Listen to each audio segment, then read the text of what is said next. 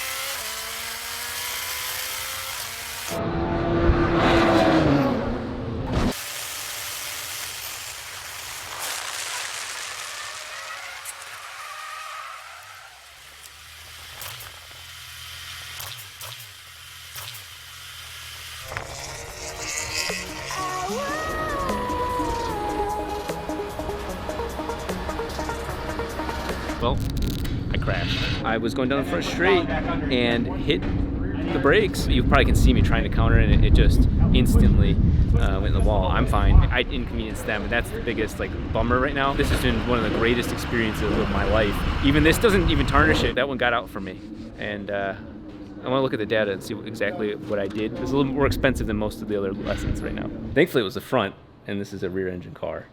But the guys are going over right now and looking at how square the chassis is. We're gonna reevaluate the situation and see what all I did to the car.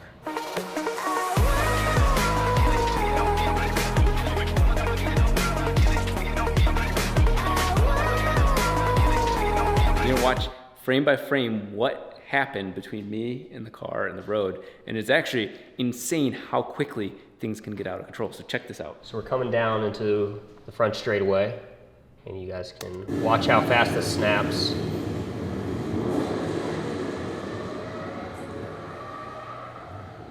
So right around here's our braking point, and then we see you're getting up to threshold braking around here. This is correct PSI with your pressure, and you're still engaging the brake and going past where we really want to be.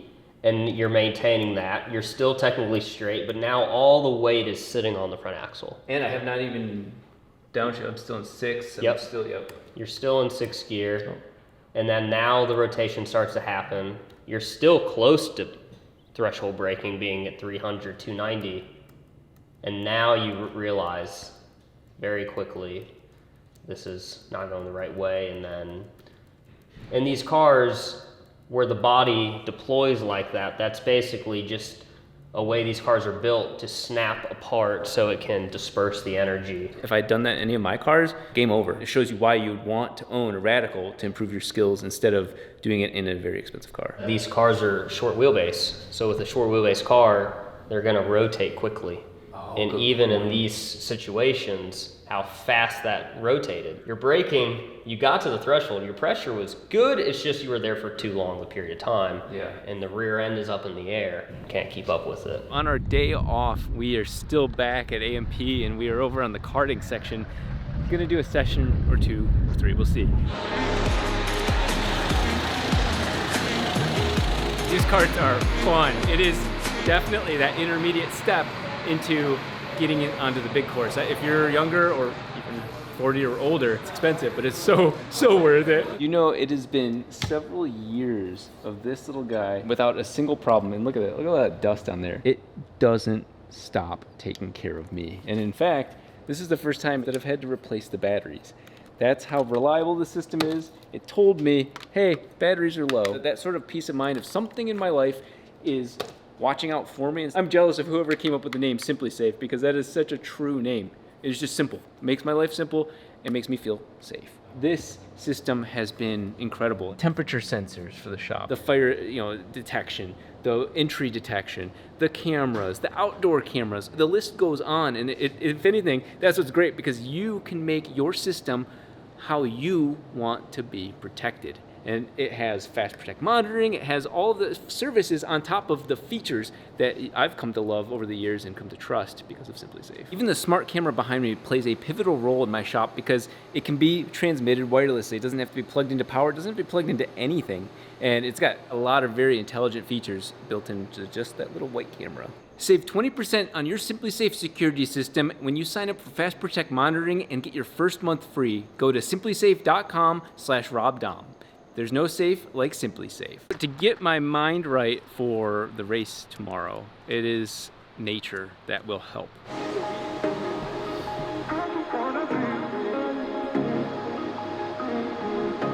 This is like a horror movie for some of you. Look at this. Going down.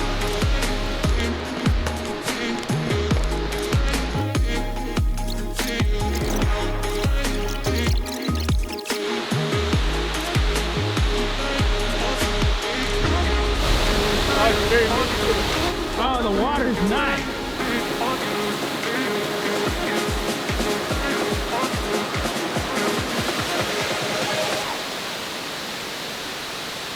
We're gonna die out here. We were fools. We still have so much more to go. And we're winded. We didn't bring any water. We made it 425 feet up.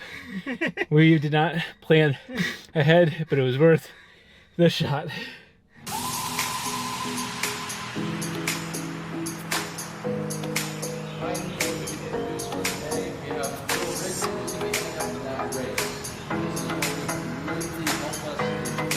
This is race day. What a wild turn of events getting to this point, but I'm excited. What would somebody expect getting involved in something like this?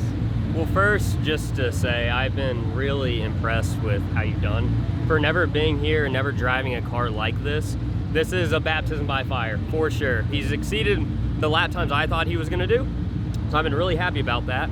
And you've shown really good composure maturity on track. So now it's gonna be putting all that together and bringing the car home clean, and basically just watching your racecraft and how you work around traffic and everything of that sort, taking everything we've worked on these past few days and putting it out there. I honestly have low expectations for myself, but I'm gonna give it my all, and then we'll both see together just how well the first and second races go. So what's gonna happen is we have a 30-minute session of qualifying. So it's basically like time attack. I'm gonna do my best and represent the United States of America in this race.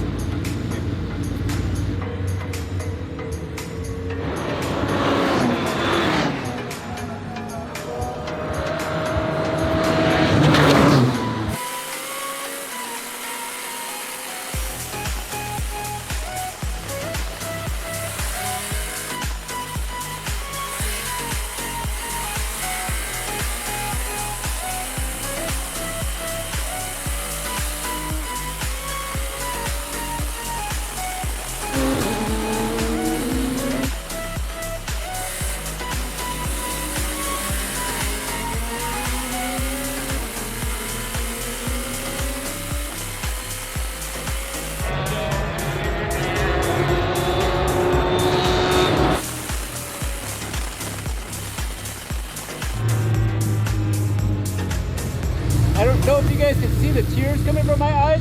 I'm actually in a lot of pain. My pelvis from the crash, when I hit the brakes, it's up high, like in my bladder area. So I definitely did a number on myself. So it's a little painful. There was a little bit of traffic just now, so we'll see. I might just go back out for another lap again. This is saying that instead of 112, which obviously isn't possible. No idea what I'm qualified at yet to know if I did a good lap or not. This is the consequences of my actions. The guys got 90 ready for me after I crashed my own car, and then that car had like an alternator having problems or something, and so battery started dying towards the end of qualifying. So they got another car ready for me. I'm going into this in that like worst case scenario, which is I have less skill than everybody else here because they're all students that have been here or just vetted by Tyler. So they're all really great drivers. They're all about 2 to 3 seconds faster than me. I shouldn't be anything other than last place. And you know what? This is a great place to be last place in. We're gonna be starting back here in 10th. Wow. So that's the entire grid. So basically in the SR1 class, 1, 2, 3, 4, 4, 5, P6 in class right now. Oh yeah. So I mean, it's 126.6. yeah, because all these other guys are, you know, SR1s as well behind. So good job. There's obviously, you didn't really get a clean lap in qualifying. So now with this, just getting in a good mindset, watch out for everybody in turn 1, be safe, and have fun. Hell yeah. Have a lot of fun. You're not last. Yeah. I just got to hold position. That's all I want out of life. And so, speaking of holding positions, I'm getting some more room for my. That really is way better. You're just too well endowed, you know? Yeah. This is the first time I've ever driven this specific car.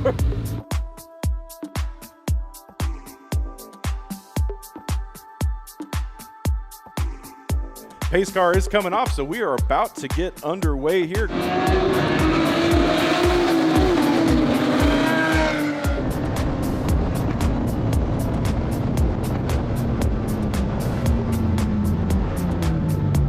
Two by two barreling into the turn number 1. Everybody makes it out clean.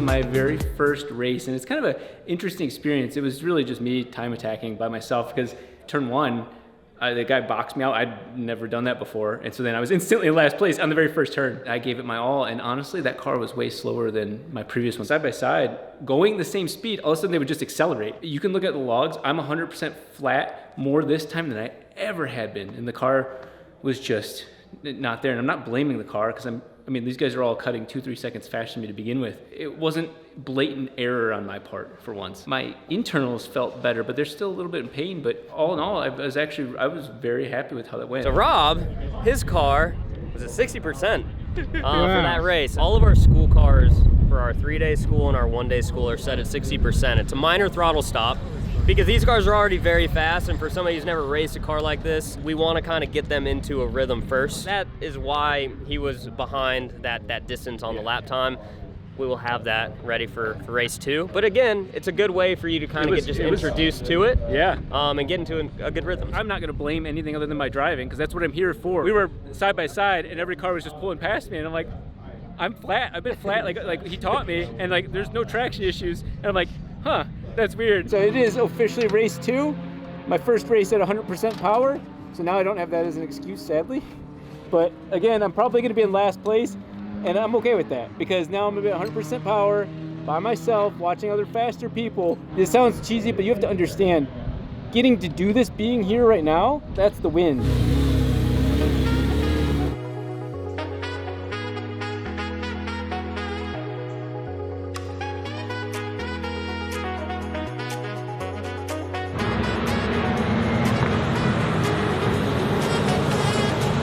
Pace car driver Rachel Heiler does exit the track. So that means we are going green this time by 2 by 2 by 2. Your downforce grid.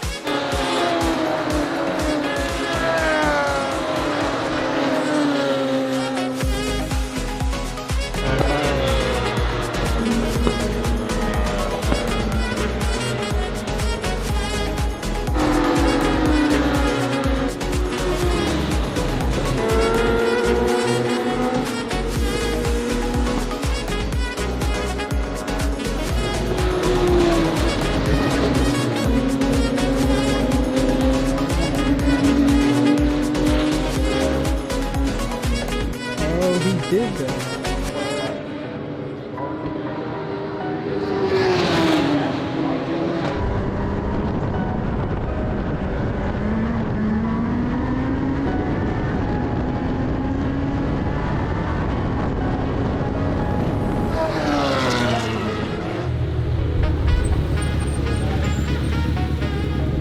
Well, you weren't last. I wasn't last. I made one really good pass. Yeah, I saw that. It was like over there, right? Turn 4. What a perfect way for that all to go is that I was at pace with everybody, I never got lapped. I had a really good pass because just a simple error he made. That was so sick. job. Thank you. That was the best way that could have gone. I was one with the car towards the end. Whether the lap times show that or not, I was just dancing with the car. I'm so thankful for Tyler and Primal for this opportunity because I've massively improved as a driver. There's some quick guys out here. Yeah. And I mean, you know, we don't mess around, but it's fair, clean racing, right? Yeah. It's been a pleasure having you out here. It's been awesome just to see you smile so much. Because it's cool for me to have the privilege of seeing the experience people have getting behind the wheels of race cars, really for the first time in most cases. Yeah. And then watching that progression is it's fulfilling. Well, you know what felt incredible about that race? I don't even know what the times are, but I just felt this dance with the car, and I wasn't even driving the car as much as I was driving the weight balance. Looking ahead, I think that was one of the biggest things you got me to do. Is I wasn't focused on the right now. I was focused on the next couple beats, and so then the car was just like, okay, I know how much I have left, or I've gone too little, or whatever. It was just like, oh my God, what a different way of listening to the car. And that's why this track is so great, because it has such a rhythm to it and it's non-stop. So when you can get in that flow state and get in that rhythm, it's awesome to hear that. I'm excited for Pikes Peak. I hope this really helped. And I hope it got you to a better spot that you can continue growing in your driving and build a better car too. Yeah. It'll help you understand how to build a better car. If you can understand the weight transfer and balance, what is a good setup, where do you need to improve it, and I hope this gave you a little bit of insight and help with that. On top of all of that, Tyler is offering 10% off anybody that wants to sign up. So if you go to sign up right now, literal 10%, you can't get it anywhere else right now. If you just use my last name, Dahm, on their website, all the different schools, all the different levels, the 2-day, the 3-day, the get your license days, all of that, 10% off if you use the code Dahm. Andrew's been one of the most behind the scenes support. I ask a lot of questions to the guys on Patreon, and it's like a real tight knit group of people. I'm not telling you to join. I don't want you to join. The guys that are in there now, guys and girls, are just like my sounding board, making sure I'm doing the right thing, and Andrew's been one of the best on that, so I really appreciate it. So yeah, they all got the same emblem that's on the back of the 4-rotor is identical. We made all the batch just for them. So. I love this man. Support him any way you can. This is really awesome. A side note is that you hear about like IndyCar feeder series, and this is the F2000 cars behind me. So these are actually pretty incredible. I want to check them out. The guy's gonna let me sit in this thing. Just don't hit the red button. Oh yeah. Anything but the red button.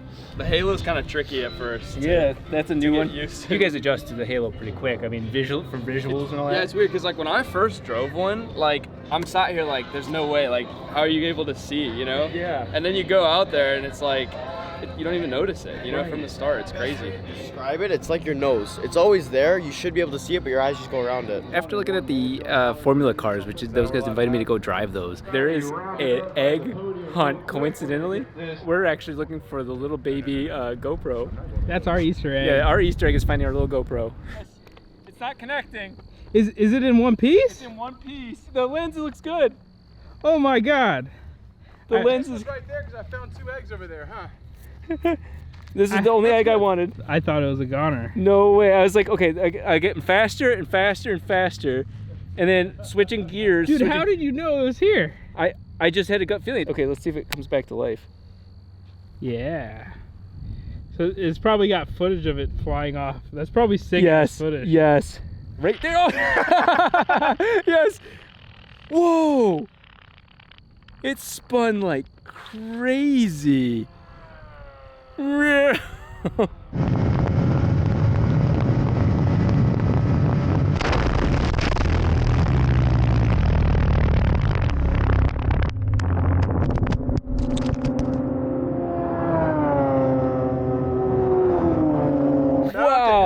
Yeah, that's incredible. We're gonna get a couple more of these. Yeah, for real. After all of that, it was finally time to get my official SCCA full competition license, and I didn't realize that would require getting a physical. They did all like the kind of older geriatric things of making sure my knees could be bent up and down, and then that like my arms could resist all these different movements, and then a lot of vision tests, making sure that you can see stuff right there.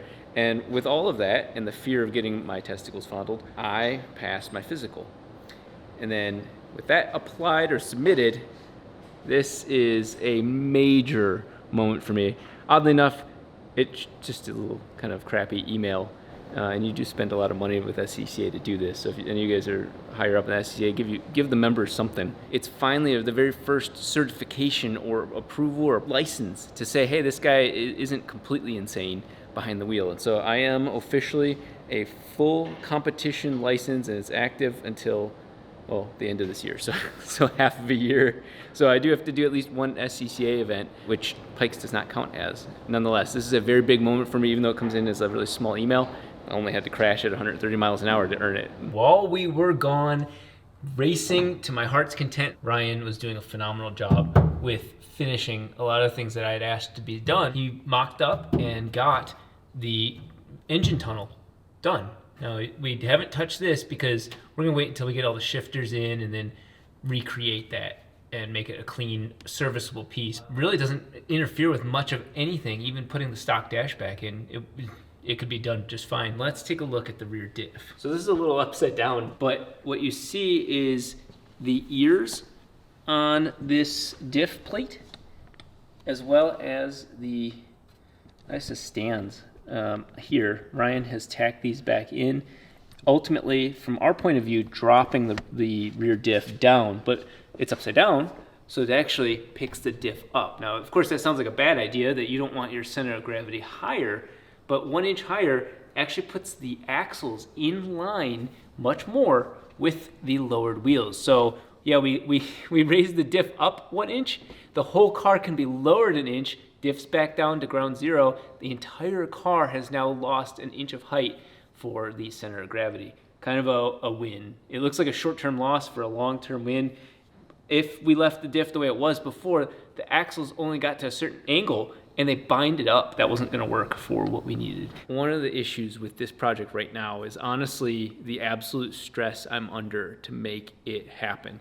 I just spent all this time being a driver, focusing on me executing, and not executing myself in a vehicle like this. And the issue is that takes the requirements up to a very clear, like, gold standard. If you're gonna be a driver, you gotta have a chariot that can handle that. And so a little frustrated with what's going on. I want you guys to know this because it's some of you, I see somebody like, oh, that video was posted 3 months ago because he's just trying to make it seem like it's stressful for entertainment. No, you literally see these videos the moment we get them filmed and edited, and I'm talking like 2-3 day delays. And the only way you can tell if it's been older is if you see I have a different beard or longer hair, because we filmed it and we couldn't put that segment into the video until, hey, we unboxed something. Let's show you putting it in there as well. So I just want you guys to know that it's actually pretty damn stressful, and I tried planning way ahead of time on this. This is a really cool build, but this isn't something outside of what we've been doing. A lot of different variables as to what have been going on. So you might see the bags under the eyes, and at this moment, you're looking at a car that is still nothing but one solid chunk of steel. We have less than 3 weeks to our first event, and worse than that, we have 7 weeks to the Pikes Peak actual shakedown. I'm not gonna get stressed out, but I'm just letting you guys know that that's really what's on my plate right now. The cool part, though, is that we've got plans for all this, and I think more importantly is talking about the ultra cool part, all of the cooling.